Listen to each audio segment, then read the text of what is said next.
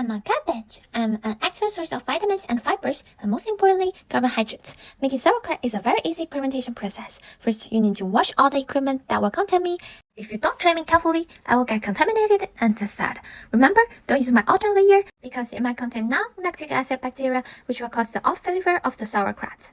Also, don't use my core because it has a high level of sugars which will be used to produce dextrin by my friend lactic acid bacteria during fermentation. Then, you can shred me into strips and mix me with non-iodized salt to force the water in my leaves. Out through osmosis. Please use non-iodized salt because iodine can inhibit the growth of my friend lactic acid bacteria who produce lactic acid and or some other products during fermentation. In other words, mixing me with the proper salt creates a good environment for LAB to react. Since most non-LAB cannot tolerate salty environment, I will be spoiled if you don't give me salt. After that, sugar diffused out along with water is used by LAB to start the fermentation. Patiently wait for a few minutes. When there is enough brine to submerge me, place me into a jar with my intact leaf on the top of the shredded strips.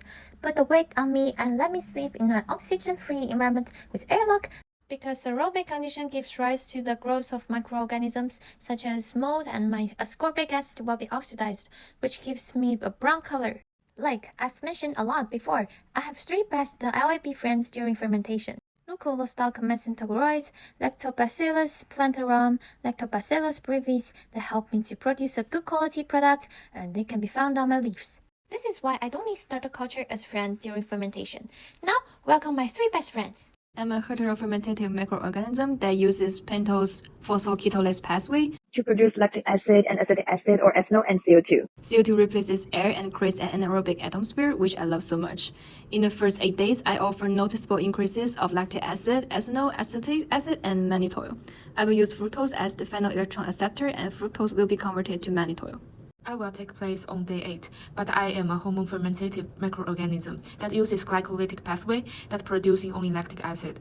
That's why the lactic acid content continues to rise, and the concentration of other components from 8 to 21 days are similar. Normally, on day 21, the endpoint of the fermentation process is achieved and the product contains about 1% of acetic acid and mannitol and about 2% of the lactic acid.